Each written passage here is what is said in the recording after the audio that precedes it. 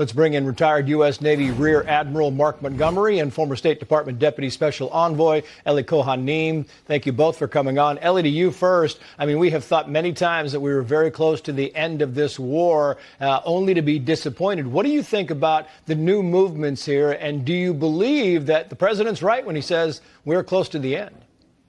Well, Trace, President Trump is always right, but I'll tell you why I think it is a different environment right now.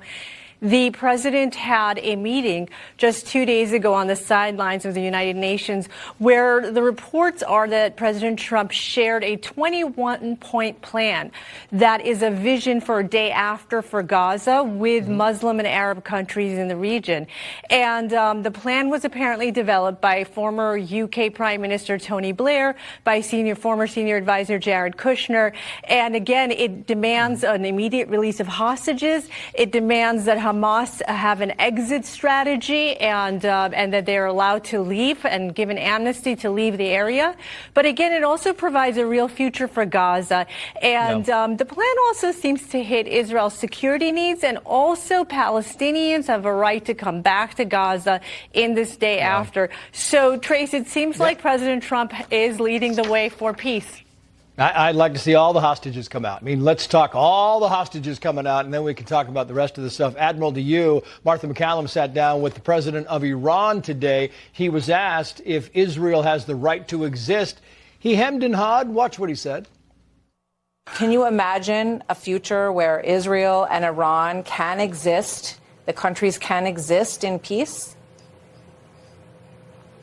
Of course, if anyone were just to focus as a normal human being on its own affairs and put aside apartheid and injustice and unfairness, why not? But the issue is those who are ruling, governing there now. They are committing genocide. So he says yes if Israel stops being evil. So the answer is no. He's saying no, Admiral. What do you think?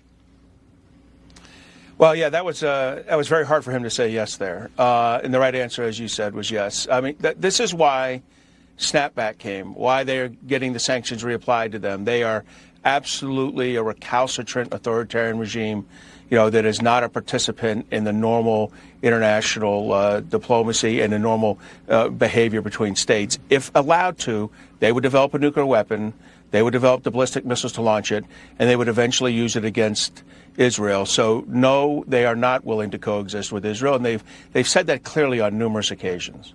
Yeah, and the only thing more unsurprising, Ellie, than Iran saying it can't coexist with Israel is delegates walking out of the UN, United Nations, when Benjamin Netanyahu is about to speak. Watch this.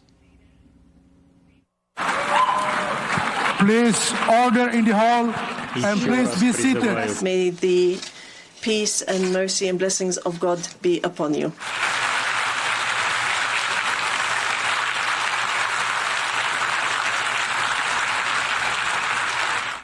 Not only did they walk out for Netanyahu, but they were given the applause for Mahmoud Abbas, the Palestinian leader. Trace, the United Nations has proven itself to be an institution that I've called obsessively anti-Semitic. And the reason is that, Trace, in the last 5 years and also going back to the last 10 years, the United Nations countries have condemned Israel. They've passed resolutions condemning Israel more times than all other countries combined. Can you imagine that? And U.S. Ambassador to the UN, our newly sworn-in Ambassador Mike Waltz, called out the UN because they chose to hold a meeting on Gaza on the Jewish holiday of Rosh Hashanah, the holiest day of the new year. So, Trace, this is the pattern at the UN. They're shamelessly anti-Semitic, they're shamelessly anti-Israel, and they're also anti-American. I would not be surprised to see the Trump administration continue to cut funding to that institution. Meantime, Benjamin Netanyahu says all the phones in Gaza were hacked because of this, Admiral.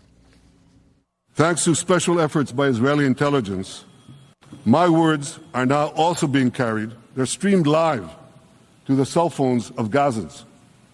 So to the remaining Hamas leaders and to the jailers of our hostages, I now say, lay down your arms. Let my people go. Free the hostages, all of them. Did he hack the cell phones in Gaza, Admiral, to let them hear his message, or to send them a message that we know how to get to your cell phones? So I think it's number two. I don't think they were listening to his message, but they understand what this kind of espionage and cyber attack can do. I was impressed by that. I have to say, though, it's time he should get the hostages free. And I agree with Ellie. This 21-point peace plan from the president is the right way forward. President Trump is right. Prime Minister Netanyahu needs to listen to him now. They're good friends. They're our ally. And it's time to get in line with President Trump and get this thing ended. It is time. Admiral, Ellie, thank you both.